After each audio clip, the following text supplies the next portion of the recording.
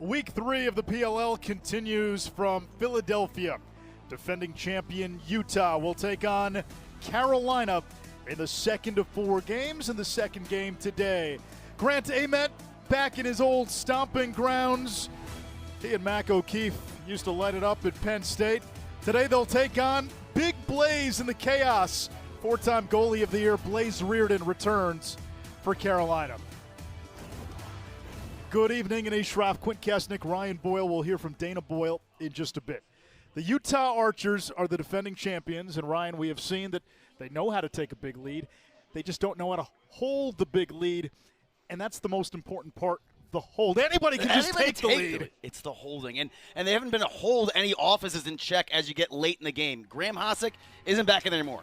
Matt McMahon, he retired. Shumay is injured. There's just a lot of new faces back there, and Quint, Dobson has to have these Herculean efforts. If he hasn't played like that, they could be 0-2 very easily. Brett Dobson is averaging 18 saves per game. Their defense, quite honestly, has been atrocious. It's been sold separately.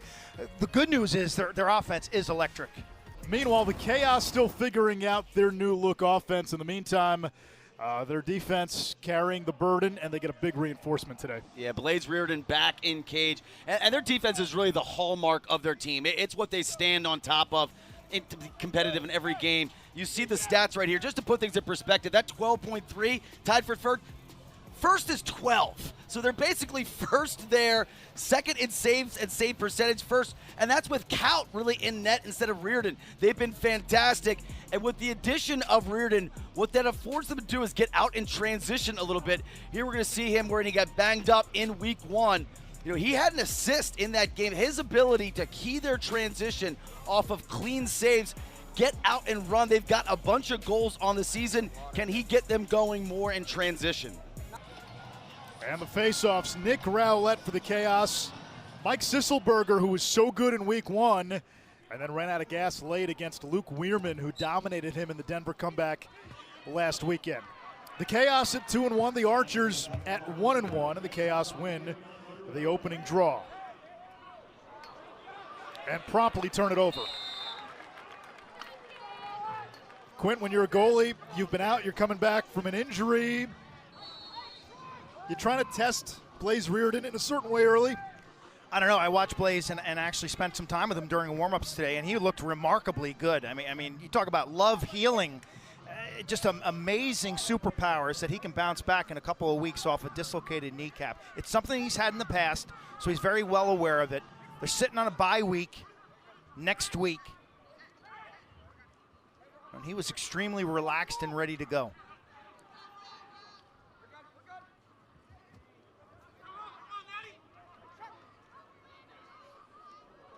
That one whips wide. I think the intrigue of this game, Anish, is strength on strength, right?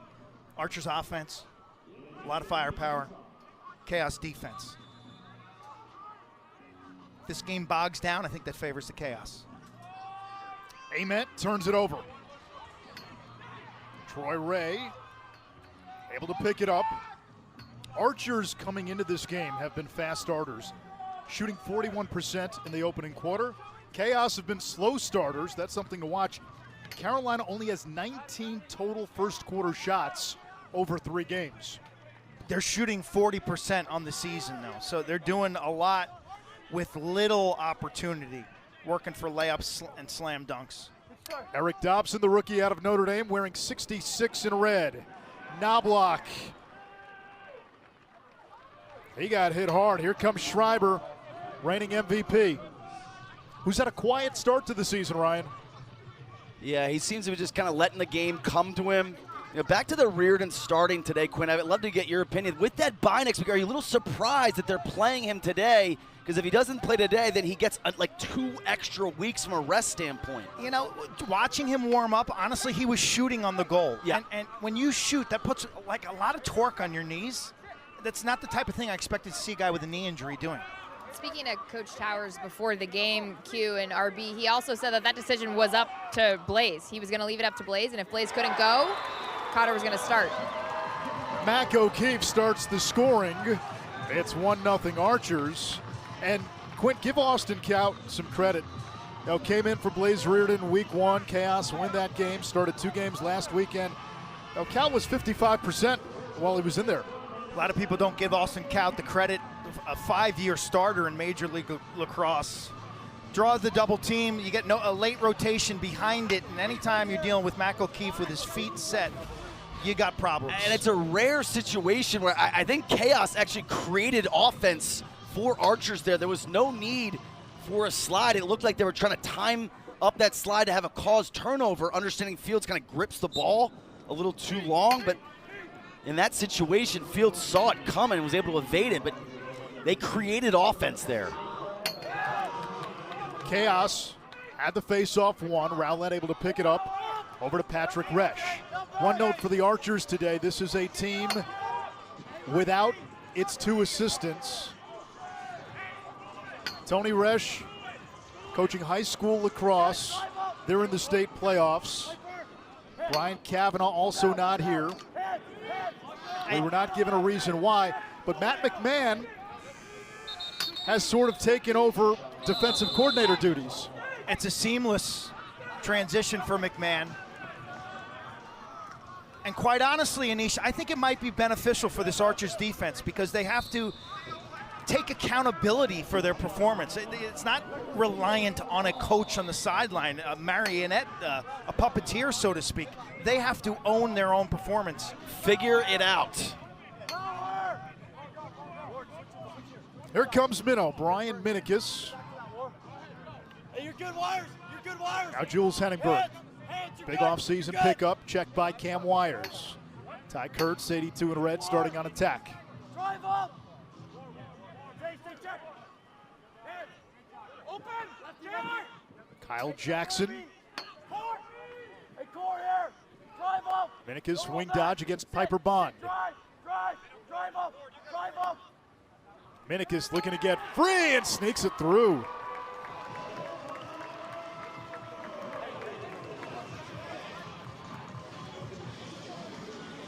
Super long dodge, and Piper Bond plays pretty good defense here.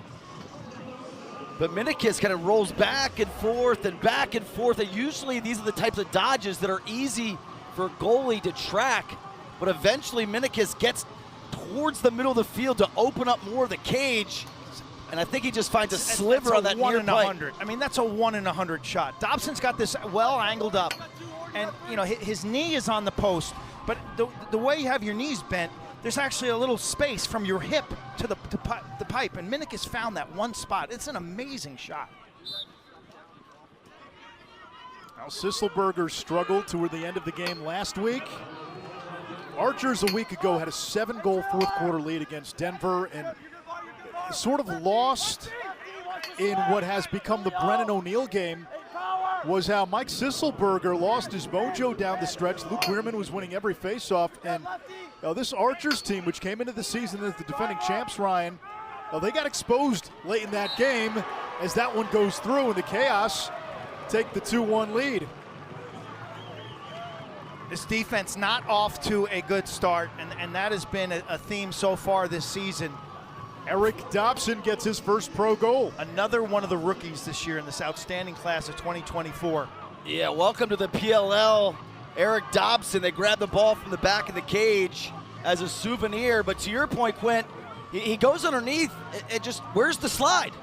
You gotta go, you gotta help there. It's there, but just with a stick. You need more power behind it, more brutality. Dobson is a giant guy. I was talking to him down on the field, going what, 6'3", 220, and can run from Florida, rookie out of Notre Dame.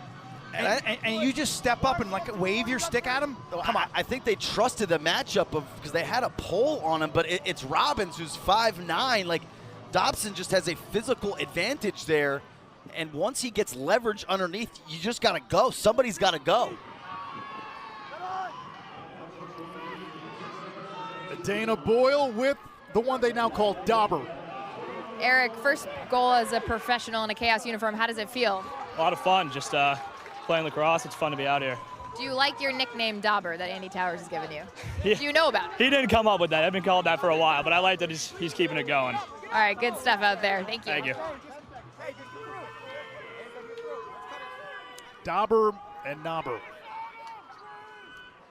Oh, Keith, it's going to count. Bullies that one through. Somehow his second goal, and we are tied at 2. this is insane. This is insane. I mean, Geddes is draped all over O'Keefe. So they put a short stick on O'Keefe. Just shut him off. Shut him off.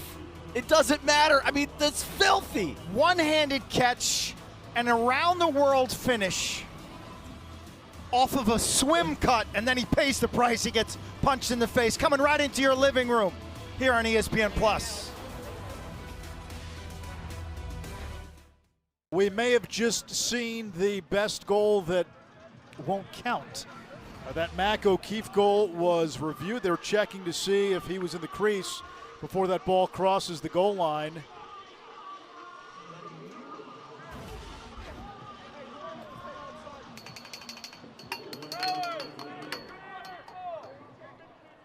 During the timeout, the previous goal was challenged by the Chaos. After review, the shooter's foot was in the crease prior to the ball entering the goal. There'd be no goal. Chaos will clear it from down here with a full shot clock. Semantics here, but can that still be SportsCenter top 10 if it's not a goal? For me, yes. It can trend on Twitter and Instagram. You know, the interesting thing about O'Keefe is when he was in college, he was known as a velocity guy. He had just had great power. As a pro now, his different release points, and I asked him about that pregame, Anish, and he said so much of his release points are determined by defensive pressure. So he's reading the stick and or the pressure of the defender and adjusting accordingly. A rocker step by Kyle Jackson, working on the rookie Bo Pedersen. Stay, you're good. Hit. Comes back to X. Drive him, sit, drive. Edinburgh drive. against Hit, Wires. hit, check. Inside Feedy, and McKay beats Dobson. It's 3-1 Chaos. That's brutal. And that is brutal defense. You got the best goalie in the league, or one of them, and you're giving up shots from 3 feet to players who aren't even covered. Well, they had a slide, and then they had no second slide. So it's another breakdown defensively in terms of the communication and organization. You see Henningberg press that corner, that little hedge by Robbins. He goes, and there's just nobody behind the play ready to help. I don't know if Wires even needs the first slide. Now, and Robbins hedges, and there's no second. I can see the goalie and you coming out. Oh, those hurt. I mean, you know, like what happened to Dobson last week against Brendan O'Neill, he'll take ownership for some of those goals. That goal right there, that can't happen. And that's demoralizing for a goaltender. You're not even turned and the ball's already in the back of the net. And that's a communication and an execution mistake that comes down to your constitution, your rules defensively. When do we double? When do we not double? Defense has been an issue for the Archers. No Graham Hossack. And remember, they traded Jared Connors. Yeah.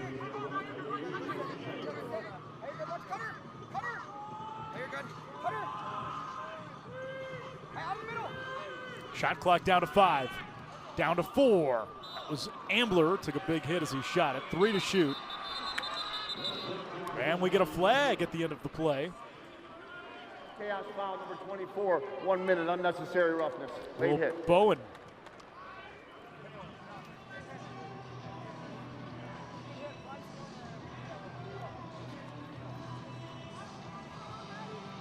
Bowen, the ex-high school football player from Boston College High School, a recruited outside linebacker and tight end, guy who got looks from Brown, Army, and Navy, but chose to play lacrosse in North Carolina.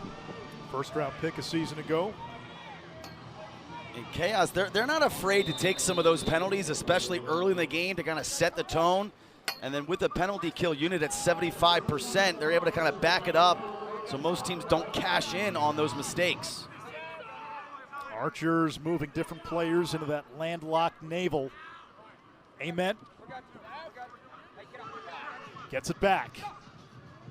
Skip pass, far side. That one's a save by Reardon. Quint, these two goalies, Reardon, we know, 4-time goalie of the year. The way Dobson has come on, are we looking at the 2 best goalies in the PLL? Well, Team USA against Team Canada, basically, with Dylan Ward now getting up there in age. You think Dobson is the heir apparent. He was the backup on that team last summer in San Diego. Nice one-hop pass there to Josh Byrne. Anish, I think the cool thing, as we spend more time the different styles of goalies in this league. Like we talk about offensive styles, there's no two goalies who are similar. Like these guys all do different things. There is no stencil for being a great goalie in this league. I'm glad you brought that up because you run your goalie camps, and you've said this to me so many times. You're telling goalies, not you, but goalies are being told, you got to play like this. You can't do this. You can't do that. Burn fires wide. How much of it is finding what a goalie is comfortable with? Correct. And coaching around that? Correct, to maximize your ballistic quickness. Blaze Reardon will make an offside low save with his blocker glove on his stick instead of trying to move the stick head. Dylan Ward will encroach high on the crease to try to block angles like a hockey goalie. Dobson's more of a standard read and react. But it makes shooting challenging because no two guys look and act the same.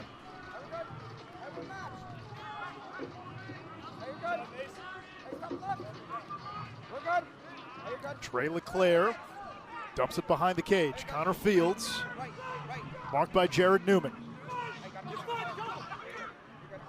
Fields picked up by Resch. Fields inside, bounce shot off the mark, and Resch retrieves. Ryan, you've said this about Fields. Sometimes the ball gets stuck in his stick. Yeah, coming in today, 1 assist, 7 turnovers. Not really the ratio you're necessarily looking for. It just seems like this hyper-fast ball movement offense, it just kind of gets stuck sometimes. You kind of live and die with it, right? If there's many mistakes that cause, like then he scores a goal and you're like, okay, like we'll live with it, but he does his best work late in the shot clock as an isolator. LeClaire, that's a rocket. My issue with this offense is Tommy Schreiber's touches, his passes, and his isolation seem to be way down from where they were last year. We're not calling his name as much. Schreiber 4 assists and 1 2-point goal. No goals inside the arc so far. Today only 8 touches, no shots. Matt Moore spinning around, shovels it back. Plenty of time to shoot. Newman out, chasing Fields. Fields to the cage. Reardon stepped up, took Fields away his angle. buried. Fields is down. Flag down. That's going to be penalty number 2 on Bowen. Number 24, 1 minute unnecessary roughness. That foul is under review. and I called them mistakes earlier. They're more of tone setters really than anything else. Fields snaking his way to the net. That's pretty clean, I got to tell you. It's a hair late, but I did not see contact to the head or neck area. Again, it's a smaller player being leveled by a bigger player. Yeah, it was tough to see from that angle, but it did look like Bowen went body to his right? chest. It didn't extend. Yeah. I don't think this will have any additional. No, he's flat there. It's not helmet to helmet. It's not a cross check. The technique is not bad. Again, the big man's going to win right here. It's late, yeah.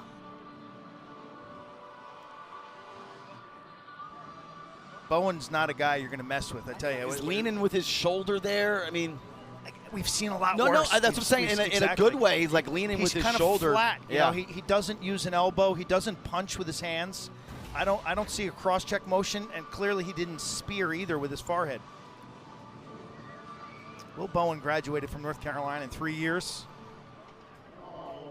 Then went to Georgetown. Smart cat. After review, unnecessary roughness, 1 minute releasable foul. Yeah. Yeah. Matty does a good job.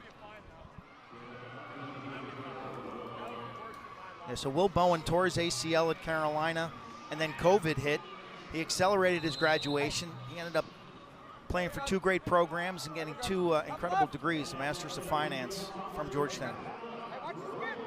Schreiber and LeClaire play catch. Utah moves it around the perimeter. Ament up top to Schreiber.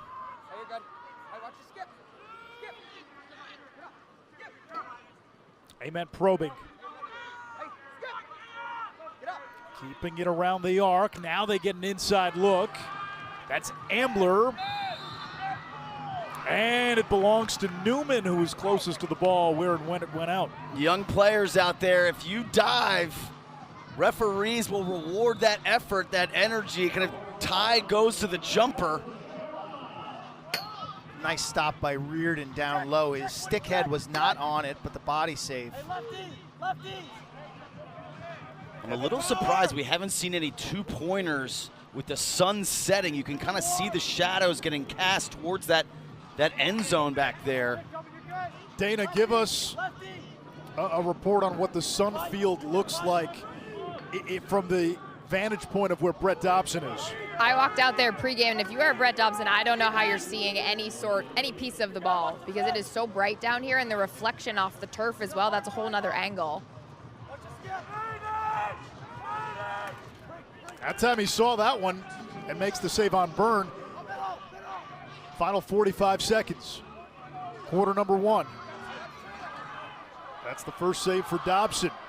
This one whistles wide. What did you do, Quint, when you were staring into the sun as a goalie? A lot of eye black, but lacrosse helmets have a bill on them, so you really need to get your tilt going and try to block it out. Worst case scenario, you can use your top hand in your stance to block the sun like an outfielder catching a fly ball. From the outside, too high, that would have been a 2.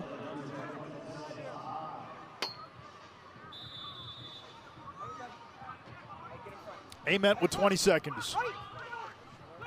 Gets the pick. Now he's got the short stick matchup with Resch. Ament backing down. Head fakes.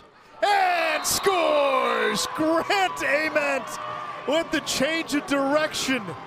Almost an underhanded shot, and it's 3-2. This is an absurd low-angle goal. And the level of deception on this, he's going to take Resch up to 5-5, roll back, drop his hands, and then just yank it to that opposite far corner. The level of deception on this, Quint, is just filthy. Blaze steps out at him, drops his hands to mirror the head and ball in Ament's cross, and he drops it down to his knees and then lifts it up. The deception, the trickeration that Ament now is incorporating into his dodging the last 2 weeks has just been gorgeous. As a right-handed player, to do that with your offhand with the flick of a wrist so silky smooth. Sisselberger had it dislodged. 2 seconds, 1 second. Robbins heaves it over Reardon, and quarter number 1 comes to an end. Utah's been a fast starter the first 2 weeks. Not quite today, only 2 goals in the opening quarter for the defending champions. And it's the Chaos up by 1. Mac O'Keefe making magic. Andy Towers trying to tighten up the defense. Minnick is finding a sliver, and then Grant Ament week after week painting corners. And in talking to him, he's always been a young man who's put a lot of time and emphasis on his footwork. But watching videos of Mark Millen, Mikey Powell, and Kyle Harrison growing up, guys you played with. 3 good guys to watch videos of. And you see that in his game. He is king of the agility ladder, Anish. I tell you, he got that fancy footwork. Really, as a pro, the biggest concern, and it goes back toward the tail end of his college career, it's been health. Yeah, he's been nicked up with his really his entire career, but he exploded on the scene in the bubble. And I think part of the move of him at midfield protects himself a little bit. He's not getting as banged up. Not to mention a selfless player, RB. We had a chance to talk to him through week 2, and he said, if I have to run through the box for us to get in the win column, I'll do it. And also playing within the offense that he's in, a Tom Schreiber or O'Keefe, how do you not like that and have fun with that? You can play a little bit more loose because you don't have to be that guy. Yeah, I'm like half believing that statement, by the way, Dana. I believe it. I know. I said half believing, so. No, I think there's been a transformation with him. I really do. I think he's become much more of a team guy. I see it in the way he plays. I see it in the joy. When you see him pregame, he's like the happiest guy in America. I agree awesome. with all of that, but you can't tell me that you don't think he wants to play attack. That's all I'm saying. It could be a longevity thing, playing midfield. How about this pass by Blaze Reardon? And Byrne cashes in at the other end. Like Aaron Judge from the outfield, a one-hop throw. give the assist to Reardon, his second on the season in limited minutes, for that matter. But the heave-ho down the field, misplayed there by Archers defensively. Burns hands free, forget about it. Love the way Burns snaps his wrist on that finish. He's sidewinding release, and then he just kind of folds his wrists over, and it buckles the goaltender. An aggressive, kind of a lucky pass by Blaze. Burn was covered. You can't tell that Blaze Reardon dislocated his kneecap 2 weeks ago. When Dana and I saw him last week, he was telling us, hey, he could have played a week ago had it been late season, championship, playoffs. That's bizarro world. Like, I'm not a doctor, and I don't know, but you dislocate your kneecap, and you're back in the lineup in a couple weeks? 2 weeks. How does that work? I have no idea. He's got adamantium in his bones. Hanningberg looking to shake wires. He does. Dobson the save. And that's going to go to the Archers. Jules has been a nice addition. And he's consistently winning that matchup. That's the second time he's gained leverage just going a straight one-on-one. If I'm Chaos, I'm coming back to that over and over again. Yeah, his variety of attack, too. He can either take him behind the net from a wing or up top. Jules is a dangerous chess piece. Andy Towers wanted to get more two-handed, more versatile, and Dana, that's where Hanningberg comes in. Not to mention, he brings a level of calmness that they were sort of lacking with Chris Cloutier, Ryan Smith, and Dane Smith not on the field. And don't mistake that quietness for the poise that he has on the field. He's still competitive and he still takes it to cage, but he's added a lot to this offense. And Andy Towers thinks that this is just the beginning for Jules. Young man who enjoyed his time in Charlotte last week. He wanted a restaurant recommendation, and I gave him this really nice Peruvian spot. He took his girlfriend and his mom there, said he really enjoyed it. It's good to know you have a second career. I got a second career. Well, ask the Boyles about the coffee last week. Minikus, bounce shot, saved Dobson. Also got a bunch of Chaos fans down in Charlotte watching this game at a pub, banging on the drum. And they've got a watch party going at Legion Brewing. Well, they showed out in full force in Charlotte last week.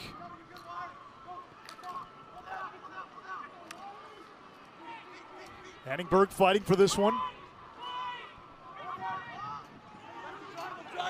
Minikus snakes around, pushed by Bond. That's going to be a flag.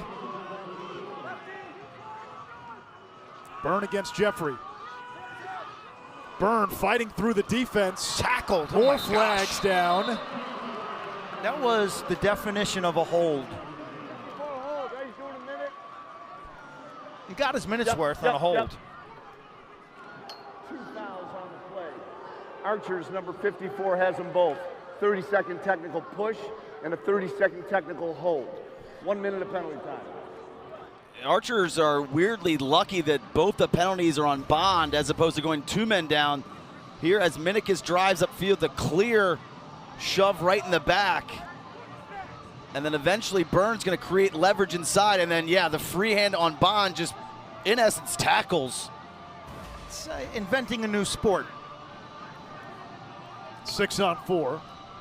Ryan, you want to clean up the coffee story real quick? I mean, it was a delicious coffee, and yes, personal low moment. I did not offer to get one for Anish on the drive to the stadium. So it was my low moment personally. He and Dana come back to the truck. Hey, this coffee place you gave us, Turkish Unbelievable. coffee, Unbelievable. raving about it. Cool, did you bring me one back? Did you ask if I wanted one? No. In my head, we did. I will say it's the best coffee that I've ever had. I look forward to going back to Charlotte. And I do also feel bad about not offering to bring Anish or anyone else that we ran into at the production truck. I do feel bad about that. I think I'm better than that. You weren't, though. I wasn't in that moment, correct. My bad. There's Eric Dobson. Knobloch. That's backed up by Jackson. Good approach by Jeffrey, impacting that release point. Dobson had his first career pro goal earlier today. Byrne over to Knobloch. Knobloch, a first-round pick. rookie out of Rutgers. They move it to Dobson. That's a 1, and that's deflected in. Second of the day for Dobson. You know, last year, Archers led the league in blocked shots. That's usually a positive. Here, it turned Dobson's heater into a knuckle puck that I think Dobson just was never able to track in net. Is that Connor Marr that it hit off of? He has the approach. Oh no, it's off the stick of Jeffrey inside. Dobson on Dobson crime.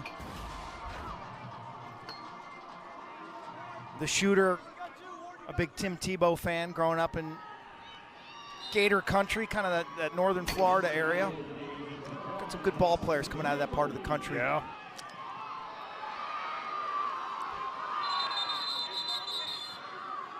Loose ball push.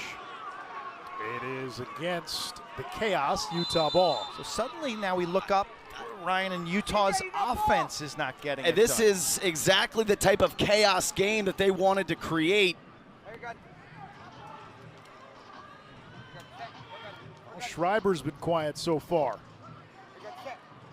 Schreiber shoots on the run, and the backup belongs to Ament. But chaos, low scoring, physical, muck it up a little bit.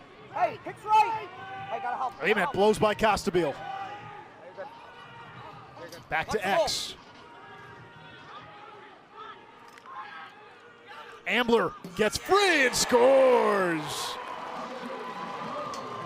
That's an important goal that the fans love. And Ryan, what I like about this is how high he posted up, because when he turns, he gives himself all sorts of real estate to work with. You know when he's coming back underneath, he wants to get to that left hand. By doing so, he increases his angle and then uses a little bit of the turf, creates some English, creates a little spin, and gets the Archers back within 2. Going, Anish, the game keeps you going. Ambler's goal, his first of the season. Now 30 years old, 7 goals a season ago. Sisselberger, jump pass ahead as the Archers, who had an 8-goal lead week 1 against the Water Dogs, up 12-4 in the third quarter, and then barely hung on 12-11, needed a dazzling array of saves by Dobson toward the end to hold on. Last week had a 7-goal lead in the fourth quarter against Denver, only to get Brennan O'Neill'd. Ament's pass missed the target. Reardon picks it off. Resch will attempt to clear.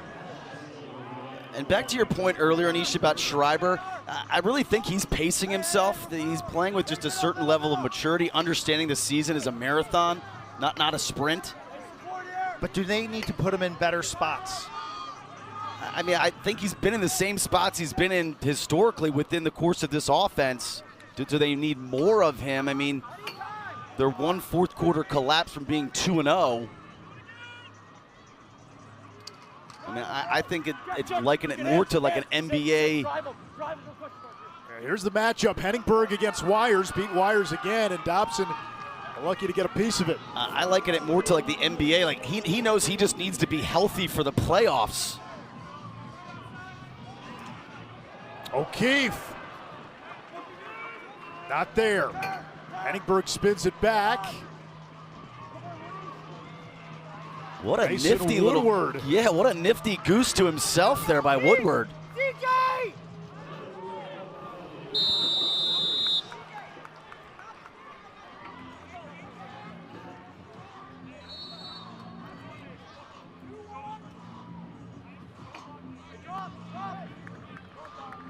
Hey, numbers here! You're good, Troy! You're good, Troy!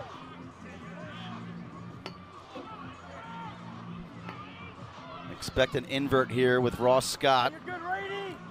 He's been a weapon from X. Woody! Go. Third round pick out of Rutgers. Woody! Looking for Henningberg, the quick stick not there. Scott uncommon acceleration and change of direction. Time to go under the helmet with Jack Rowlett, powered by Cash App.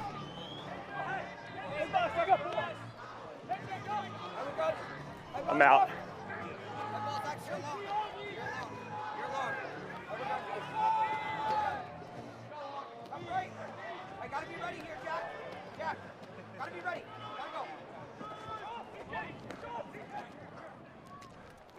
Hey, it's gotta be. Thank you.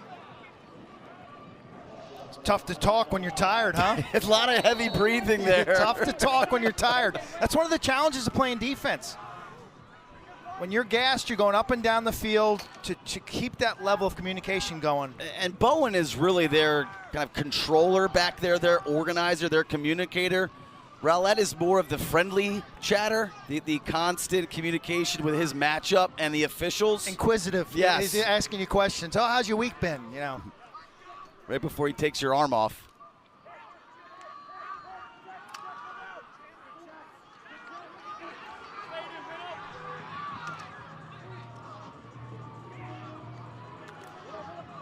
Jackson spins it back toward the cage. Here comes Dobson.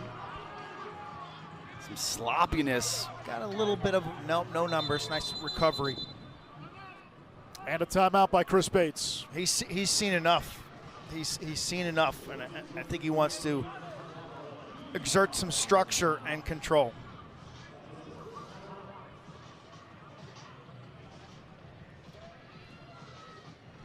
Let's check in with Dana Boyle. I'm with Brian Doherty down here on the sidelines. You have some experience playing at the professional level. What's it like watching this game here? Yeah, it's pretty awesome being back in Philadelphia and just being able to come out here and watch Blaze, good friend of mine, and Tony Resch was my mentor for the Barrage and Team USA. So getting a chance to watch all these guys in action, to see how far pro lacrosse has come in the last 20 years, it's pretty cool to watch.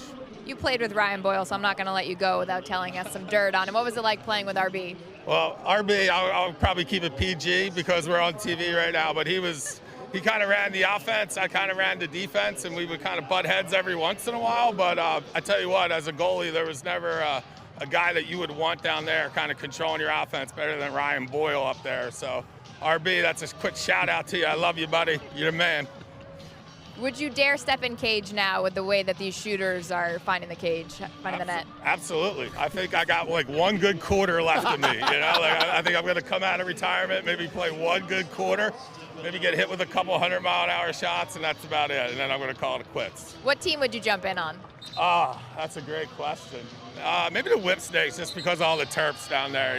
Maybe I don't want to mess with Blaze or Couts thing over here. So.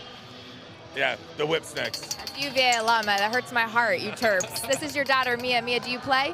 I used to. Do you have a favorite player on the team, on the Chaos team? You're wearing the jersey. Blaze. Are you a goalie? I was. That is daring. That's daring. Thanks for the time. I appreciate you guys. Yeah. Thank you. Let's go Chaos.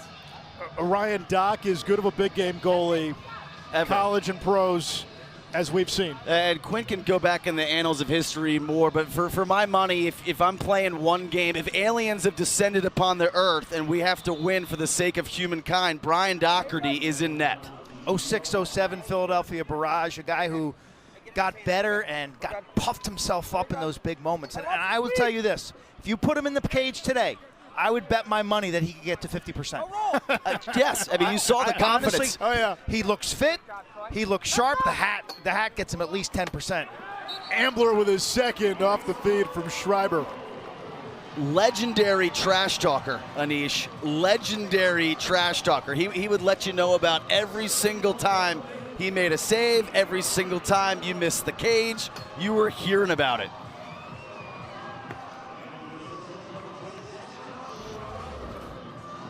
Beautiful little cut here by Ambler inside. Just catches Geddes napping a bit. To create leverage there. He just does a nice job with a little subtle change of direction. Defensively, as that interior player, you've got to know where the ball is and try to stay between the ball and that man. So Ambler just does a nice job. He fakes to one side and then cuts hard. Pretty simple. Archers within one.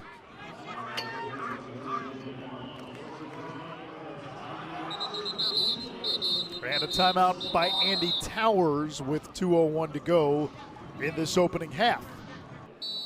Whitey's got all the jokes and he's salutatorian. How did that happen?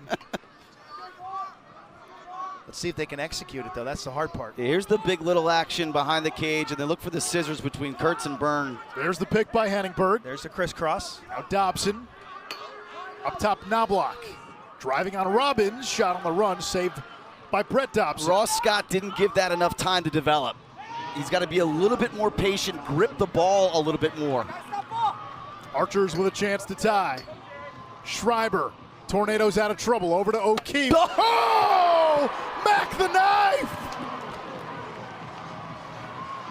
How does he get this shot off so quickly? His wrists are just electric. You can see Reardon like, yeah, I don't know what to do there. But Quint, his release is just ultra quick. And how does he get enough velocity on this? I thought he was going to throw one more, and instead just flings it with no windup. I mean, this is 100% wrists and just a snap. It's a low catch, one cradle, and boom. Puts that to the offside thigh area, unsavable. Yeah, the famous story, he had a wooden fence in his backyard. Mac O'Keefe wore it out the amount of times his dad had to change the panels on that fence because he would hit the same spot over and over and over again. Dad Brian, former pro player in the indoor league. Mac has spent some time up in Canada during the summer when he was in high school playing box up in Orangeville. I mean, there's a few shooters that I think are worth the price of admission, and O'Keefe is unquestionably one of them. Henningberg, you like this matchup against Wires. Got top side, drew the slide, a chance here. Bar down. Knobloch tries to pick it up. Dobson out of the cage. He's in the mix. He got a full-on tempest near the end line, and now a whistle. It will go to Utah. It just feels like Henningberg is able to get leverage most of the time that he's gone one-on-one, and just good things have happened when he's been the guy. His wing teammates need to get higher and give him just a hair more space.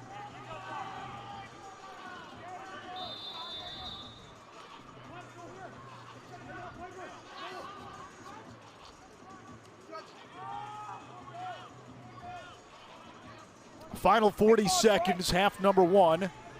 This 3-0 Utah run has tied the game at 5. Archers using the sub game here. Fields retrieves. 20 seconds. Fields into the body of Newman. Looking to spin away. Fields right hand, one-handed. Back up to Ament, 12.2.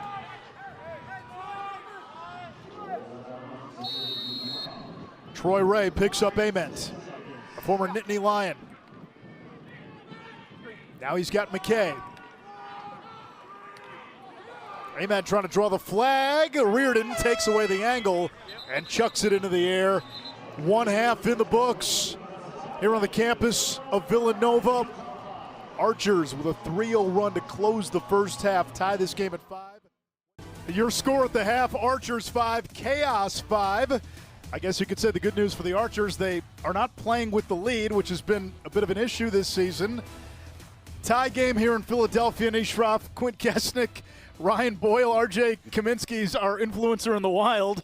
Welcome to the booth. It's great to be in here. Yeah. You don't have a mic. They can't hear you. Well, you know, RJ is a boys Latin graduate, the land of epic ties. And tie-dye, apparently. Let's get to the first half. You can be here as a fly on the wall. You're not bothering anybody. Ryan, this was a game the Archers started a little slow, but, boy, they had some theatrical goals. Yeah, Mac O'Keefe, the one that got taken off, was the best of the bunch, but his ability to get his wrists free and create velocity, this just defies the laws of physics. His feet are set. How are you generating that much velocity? But Ryan Ambler, Quint, he was the juice guy in the second quarter that got the Archers rolling again. Local product, made his hay here on a beautiful cut on the inside with that little subtle change of direction. Rookie Eric Dobson's got a pair for the Carolina Chaos, playing in his first game shown a burst from the outside, and we know he's got range. He's got a powerful left-handed shot. He looks the part. He looks the part. And the other guy that looks the part, Blaze Reardon, dislocated kneecap 2 weeks ago. He comes back. He's moving around. He's got an assist.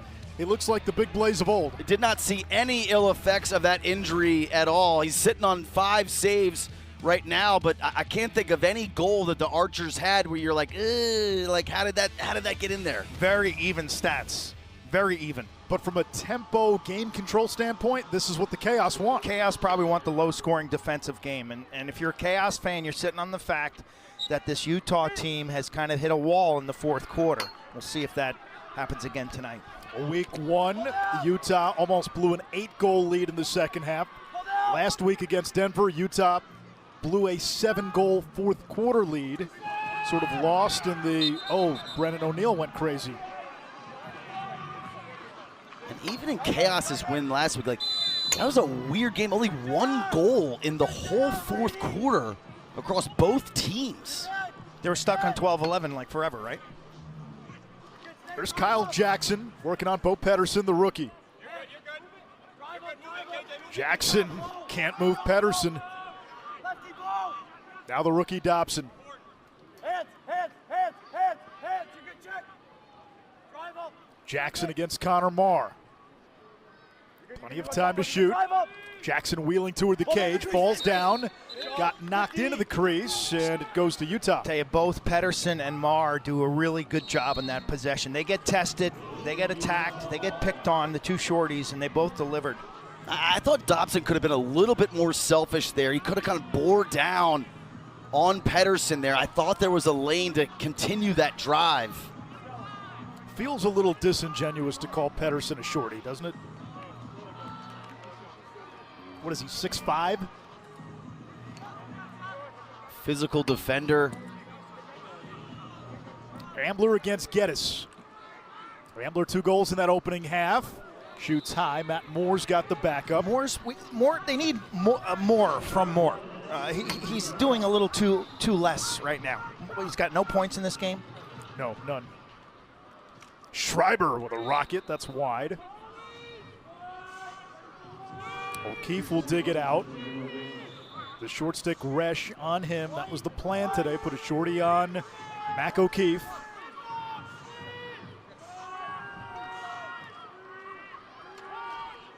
Ament with the shot clock winding down. Great D by the Chaos, and just to bundle those points together, I talked with defensive corner Jamie Hanford, and I said, why not short Moore? He hasn't really done anything through 2 games. You put a short stick on Mac O'Keefe. I get it in terms of him being a more off-ball guy, but he plays the 2-man game effectively, and he doesn't need a lot of airspace. And meanwhile, Matt Moore is just sitting on 2 games with little to no production. Yeah, and that possession, it looked like their intent for the Archers was that high wing dodge through X with Grant Ament, and really well defended by the Chaos. Ross Scott spins it back to the left wing, Knobloch. Knobloch shoots, Henningberg picks it up. He's had success in this matchup, Ryan. Give him space. I think he can toast him. Drive him, sit, Henningberg driving against Wires. Now he's got Wires hung up. Hangman feed to Knobloch. It bounces right back to Henningberg. Jules posting up, right hand free. That one hit the pipe. It'll reset the shot clock, a new 32. And that's the first time he's really turned the corner as he's gotten the goal line extended.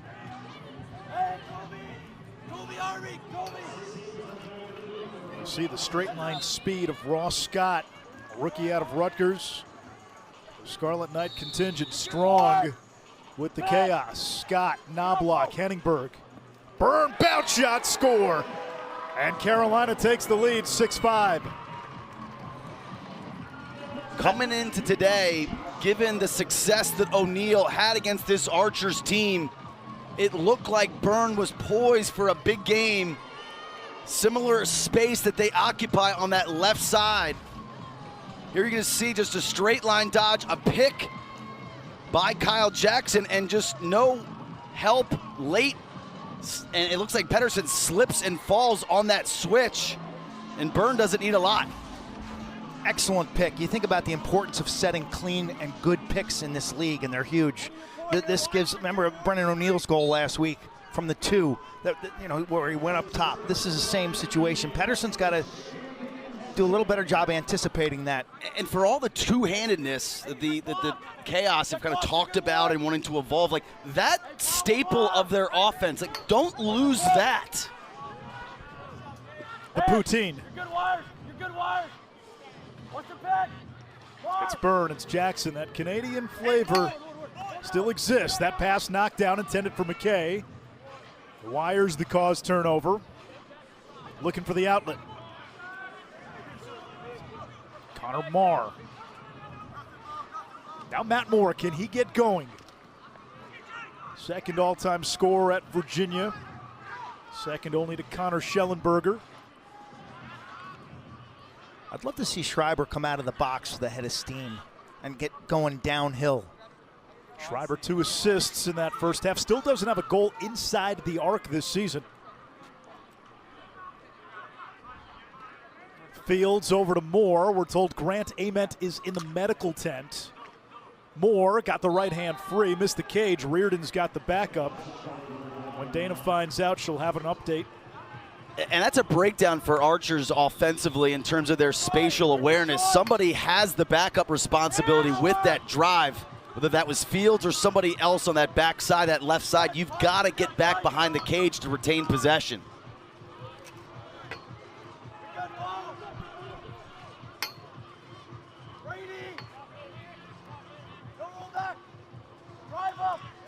Scott Wheeling drawing attention.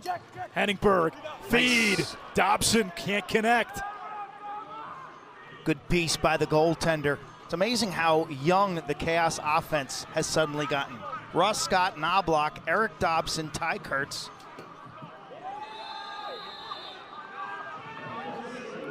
That's an incredible save by Reardon.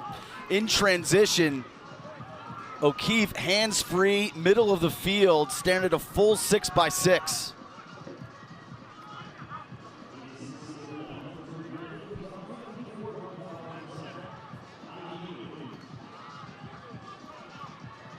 Ambler from X. Double teamed. Throws it away. Over and back. Quick restart here for the Chaos. Byrne has 2 goals today. They've got Schreiber on defense. He's on Jackson. This is where I'd love for that 2-man game between Byrne and Jackson. Knobloch down the alley. And that shot saved by Dobson. Catapults it ahead. Schreiber can't handle the pass. And no disrespect to Knobloch, but that ball has got to get on the left side, and you've got to get in a 2-man game with Schreiber. You've got to, if we have an offensive player trapped there, even if it's just to wear him down. So recognition and awareness and then communication to your offensive mates is so critical. Archer's foul, number 31, 1 minute, slash. So the Chaos will have a power play when we come back. 4:52 to go, third quarter. Carolina clings to a 1-goal lead. The field, he's also their inside guy as well. Kurtz, 82 in red, camped out at the top of the arc. Now Kurtz moves inside. Dobson on the perimeter.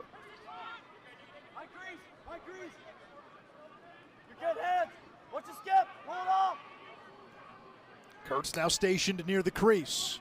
Knobloch to Byrne. Dobson, skip pass, off the stick of Henningberg. Knobloch retrieves. 25 seconds on the power play. Byrne. Now Dobson, that's a 2. Too high, it'll stay with the Chaos.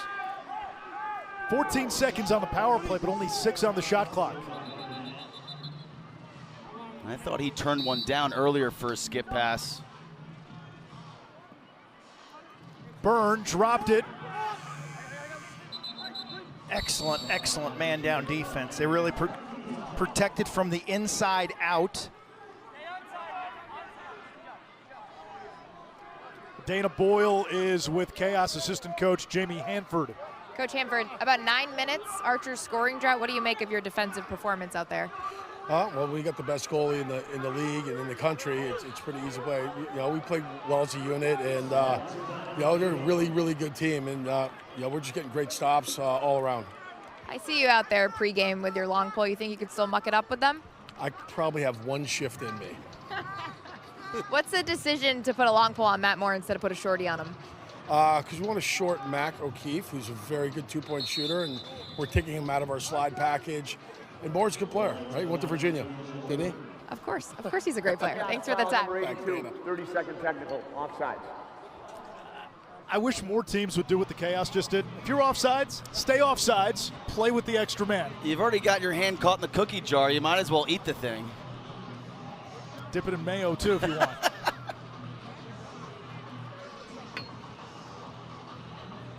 So the Archers get a 30-second power play.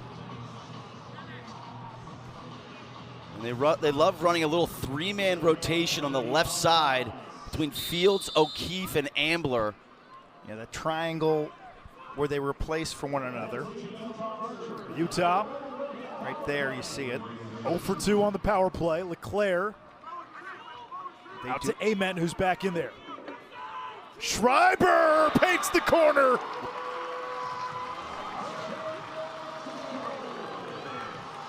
So typically they run this on the left side.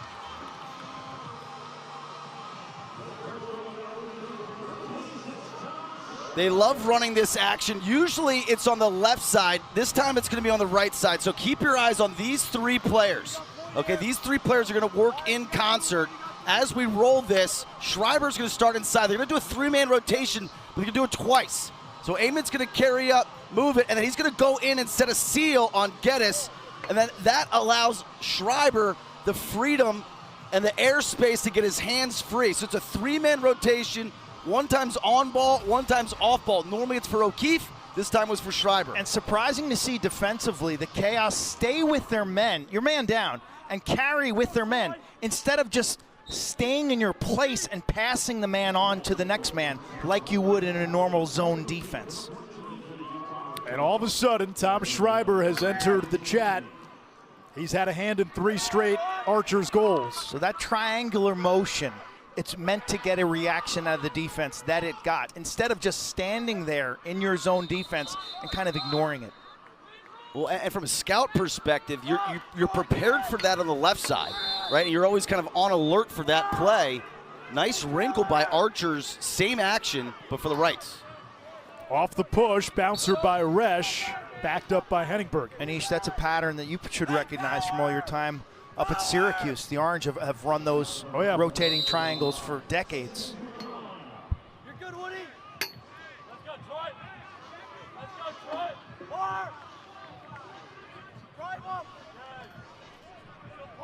Knobloch goes to work on the shorty.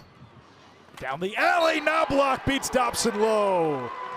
Chaos back on top, 7-6. Quint, I'd love to get your perspective from a goalie. You know, Knobloch, very much from a Mike Shannonchuk kind of release, overhand, 3/4. Knobloch, when he goes down the alley, he loves this dropping his hands, this kind of sidearm, and it seems to catch a lot of goalies by surprise. Well, he kind of just it's slings basically from cradle to shot. It's almost just an extension of a cradle. And so he doesn't give you the clean reset and shot. The shot comes from his wrists and it comes from the motion, like a Shannonchuk, like a Schreiber. Chris Bates has a gripe. Knobloch, 4th overall pick, first midfielder taken in this year's draft. Nicknamed Tubby, mom a high school coach. His improvement at Rutgers, Anish, was terrific to watch from year to year. Rowlett wins the faceoff. Over to the wing. Good look. Wide. Back up to Kurtz. He's a high-volume right-handed shooter when he first got to Piscataway. By the end of his career, he was two-handed, change of direction, good passer off the dodge as well. Byrne will initiate from the high wing. Jeffrey pokes it away. Loose ball. Picked up by Bond. Byrne couldn't get the trail check. Now Matt Moore. One of the best one-on-one shot creators in this league. This game's had very little transition, right? No twos, very little transition. The Cavs did a great job there getting back in transition. Thought they might have something, Archers cooking, but only 5 shots this quarter for Utah. Ament trying to shake Geddes. That's a shot. That one hit the pipe. Wow, calling it a goal. Wow. Calling that a goal.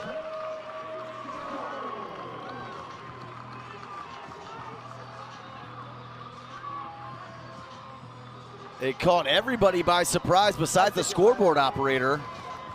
It's a tough time at night now as the sun is setting off to the left here and the lights have yet to fully take effect. That'll be the look. And LeClaire was playing it as if he was backing it up. Because there's metal at the bottom in the triangle. I think that was a goal. Now Andy Towers seems to agree. It's, you see the metal in the corner? What do you got, boy? Wires, you got 2, or you got 3?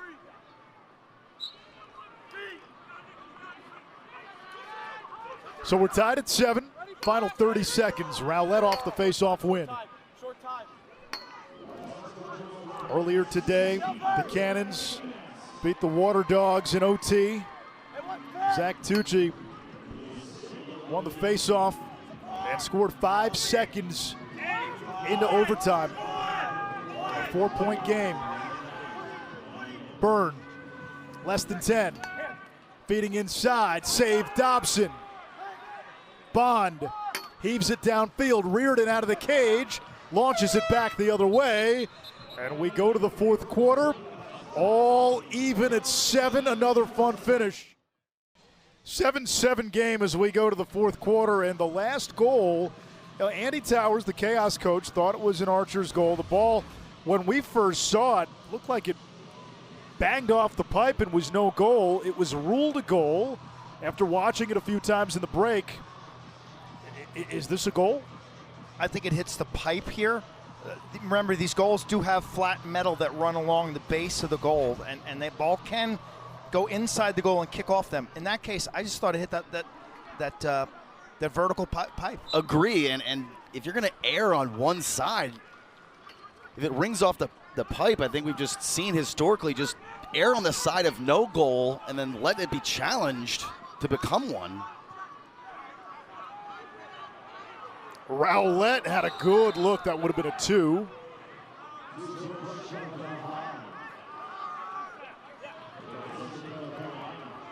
Chaos looking to go to 3-1. Archers looking to go to 2-1. Only one unbeaten team in the PLL. That's the Atlas. We'll see them tomorrow. Archers have not been able to finish games so far this season. -7 in the fourth quarter.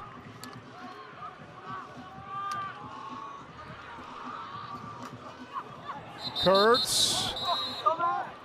Moving pick on Dobson. The turnover to the Archers, and to build on that point, Quint, this Carolina team all time, they have the series lead. This isn't like uncharted territories. They're not intimidated at all by the defending champs, given their program's histories. Ament against the short stick, McKay. McKay steers Ament to goal line extended. Ament gets it back. Turns the corner, misses high. Ambler with the backup. And really it was a loss to the Chaos in the playoffs, which turned to the Archers franchise and them being like, okay, we've got to make some serious changes here.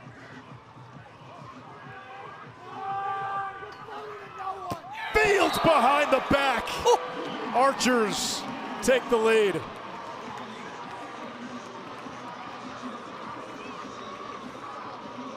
Just when you thought it was safe. I mean, Fields has had a quiet game so far, just 1 assist to his name. Jared Newman's been doing a great job on him, but you let your guard down for just a split second, and he'll make you pay. First lead for the Archers since the score was 1-0 early. You talk about mustard. Wow, that thing was moving. This is humming. It's just a little pop over the shoulder. But how do you lose Fields there on that possession? You could see him cut. Bowen, just little communication error, obviously.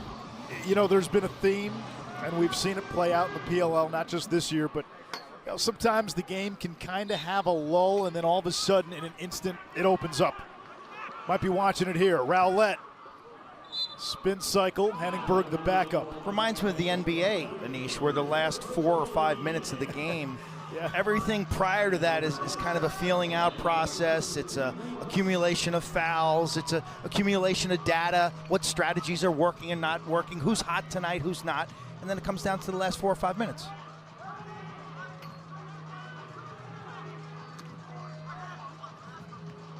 You have not been watching the NBA Finals. Yeah, that has yet to come down in the last 4 or 5 minutes. Here's Kurtz, the Colonel, behind the back, over to Minikis. Marked by Hedinger, shot clock expires. I was a little critical of the Archers' defense at the beginning of the show tonight. They have improved.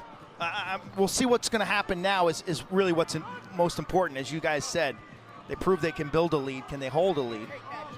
But their defense has been strategically more sound. And that's really the important part, the hold. You're good. Hey, you're alone. Hey, stop right. I gotta be ready here. CJ, gotta be ready. Ryan Ogevin over to LeClaire. That hammer, that was a twister. I can't recall you calling Ogevin's name yet this game or LeClaire. I mean, they have been limited, to say the least. They're on there now. Here's Matt Moore looking to shake Bowen. Moore fires the back up to O'Keefe. A dozen on the shot clock. LeClaire only has 1 shot today. That was it. And he came today with 6 goals to his name. Had a big game last week with 5. Here's Fields, inside roll. Everything but the shot. He lost it. CJ Costabile accelerating. Costabile all the way. Shot save, Dobson. Now the outlet to Robbins. O'Keefe. Skip pass, far side, one more, Field, denied! Big Blaze steps up! Save of the game. Archers had a 3-on-2. This is a layup, except Reardon's in net, doesn't buy any of those fakes, punch that top hand, denies. Not a buyer's market, a pair of Albany Great Danes. There may be some extra knowledge there in terms of fake patterns. Or maybe he guessed right. Here comes Byrne. Dobson turns that one away, loose in front. Scooped up by Marr. Marr had 5 goals last year. Now they slam on the brakes. The guys who the goalies who have the time invested, the Brian Dohertys of the world. Here's a chance, O'Keefe, time, room. Reardon got a piece of that one off the ricochet. The Reardons, those 10,000 hours, they develop a cheat code. So their guessing is highly, highly probable to work. They're going Malcolm Gladwell on us now. O'Keefe, low to high, too high. There's a lot of percentages involved in those situations. He's trying to read a rhythm and a cadence to the fake pattern. He's also trying to sometimes pretend that he's faked out to bait that shot. I mean, we've got the doctor of baiting in the house tonight. So only apropos. That's a bouncer. Could you imagine if Quint had access to the film they had access to in the modern game? You would drive yourself nuts. Brian Doherty. Just to be clear, that was not a compliment to Quint. I'll compliment him plenty, but yes, that was directed toward Brian Doherty. Doc would shade, just dramatic shading in terms of giving shooters a visual that was out of sorts, and he'd force them to shoot to a certain side of the net. Anish, he would basically turn dictate. He would turn the game into a game of rock, paper, scissors at times. Says, you're going to shoot to my left because of my positioning. And then as you shot, boom, he'd step and take it away. Both teams have combined 1 for 13 here in the fourth quarter. The lone goal by Utah's Connor Fields. That's the difference right now, 8-7. It's hard to tell shooters. Shoot at the goalie. He's going to move. Scott. Dobson's getting hot. He turns that one away. It will stay with the chaos. Knocked out of bounds by Utah. They're talking about whether this is still a continuation of a shot. Matty Palem. Red ball. Well, if it's a shot, it would be Utah ball because Jeffrey was closest to the ball. Jeffrey Warren.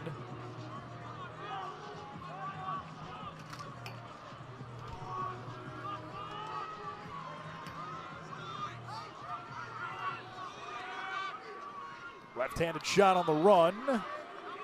Great defense by Piper Bond. You know, he's really putting himself in that upper echelon of short stick defensive midfielders.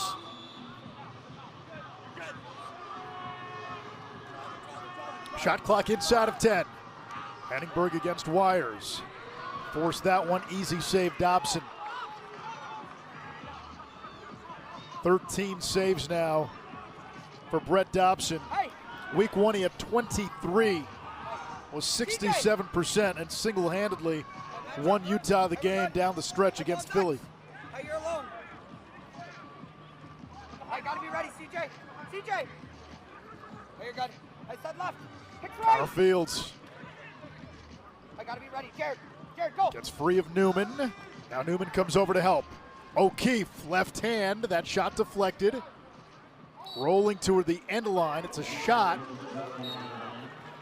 Moore on the restart. O'Keefe again, left hand off the body of Blaze. Costabile has the rebound, falling down. Gets it to Resch. Chaos still looking for their first goal of quarter number 4. And that last possession, that's why I think you're just playing with fire, putting a short stick on O'Keefe. He gets you in the two-man game, gets a switch, and then after kind of initial attempt, then gets his hands free because he doesn't need a lot of airspace from the short stick. Minikis. Eyes Connor Marr. Minikis. Save Dobson, up to 14 saves.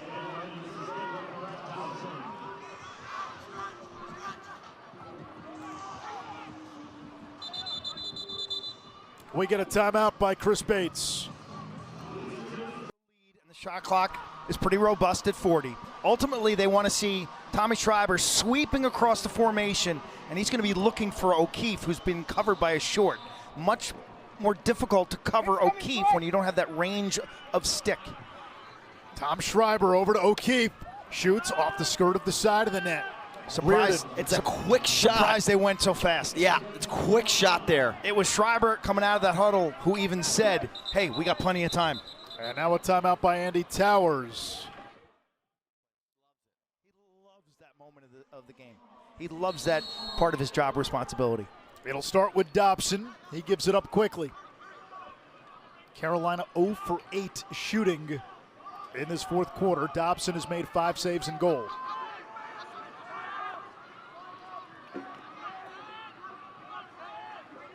Byrne using the McKay pick. Has the short stick matchup with Marr. Byrne bodies Marr, fires wide. Henningberg the backup. Shot selection has not been great in the fourth quarter. I don't hate that look, though. Middle of the field. This is a matchup where Henningberg has had success. Does he go at Wires? Plays it back. Kyle Jackson has his man hung up. Shot clock at 8. Jackson's got to go. Inside roll against Marr. Not there. Tries to snake around. Dobson covers it up. Great 1:40 anticipation there by Dobson as Jackson was falling down. Big time, kind of snuffed it out. He just matched up his body with the low shot. Good job by Marr there to be willing to get hung, knowing that the shot clock was under 10 seconds. He sat on that inside roll by Kyle Jackson. Hey, who's up?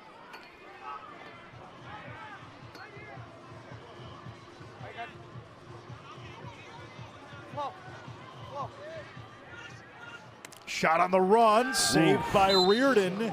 Shot clock resets to 32, 1:02 to go, and remember, Reardon's coming back from a dislocated knee if you need to press out. That was a save that was much more difficult than it looked for a left-hander. Now what's your pacing right here for Utah? Yeah, you definitely want to bleed about 10 to 15 of this.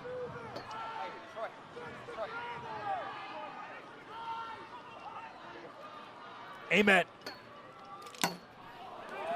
Well, now That's you got another reset. Yeah, now That's you got another reset. And now if I'm Archers, I would really look to use the 20 seconds of this. You're going to have to call timeout. The Archers call timeout. If you're the Chaos, you're going to have to pull your goalie here and double the ball on this end line off this restart. Yeah, and I think you put Blaze Reardon. No, you're putting Blaze Reardon on attack. Yeah, and you're bringing down 7 field players on defense. So Reardon will remain in cage for now. Rowlett chasing Fields. Stay on him, Jack. Trying to jar it loose. Fields plays keep away. Stay on him. Stay on him. Stay on him. Precious seconds running down. Nicely done by Fields. Now Schreiber. Archers out of timeouts. Schreiber weaving through the defense, shoots. Reardon covers it up. Reardon fires it downfield to McKay. Timeout Andy Towers. 7.3 seconds to go. Enough time for the Chaos. That was some save. I kind of like how scrambly it was. That was some kind of save. Schreiber gets to the middle of the field here, left-handed, under the arm, and Blaze almost kicks that into the goal accidentally. Watch, underneath his arm, off the shaft, and right there it hits his butt end. Hits his butt end again, and he almost yanks it. He does yank it into the goal. Did that ball just cross the line? I think it was just the camera angle. We'd have to look at it one more time.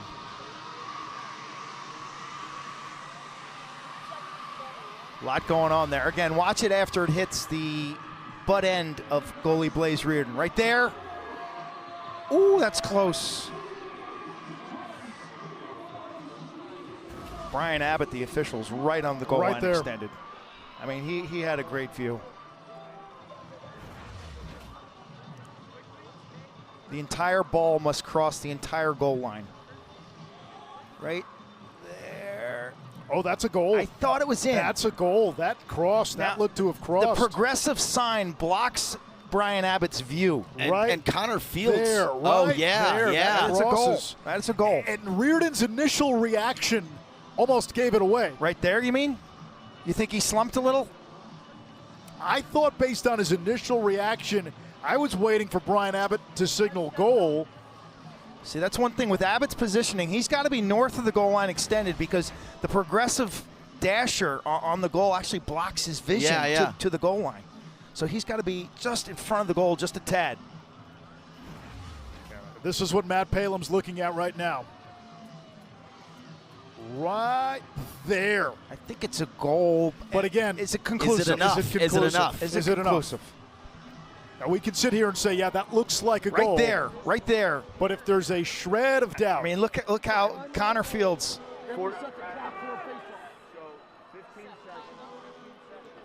I think he's got to rule that a goal right there. That's what I thought. It looked like that ball is over.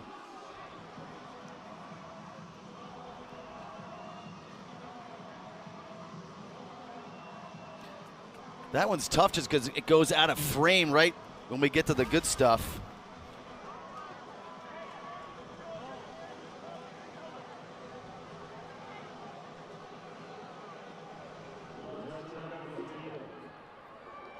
previous play from the Archers' offensive possession was in fact a goal with 15 seconds left to go in the game.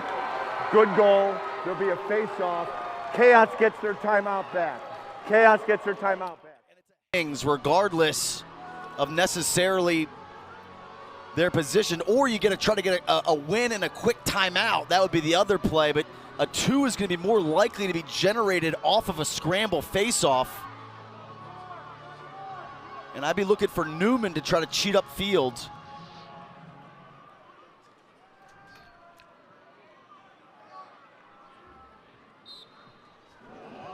They added a few seconds back. Dobbins comes up with the ball. Chucks it downfield. 4 seconds to go. Reardon sends it down. We get a whistle.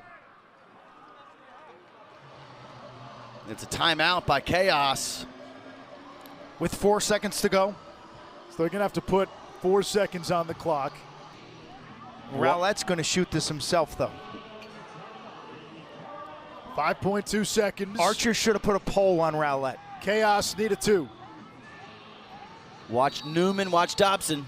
Rowlett sends it down. It's turned away. Rowlett's upset with himself. The Archers hang on for a 9-7 win. And Utah improves to 2-1. Carolina falls to 2-2.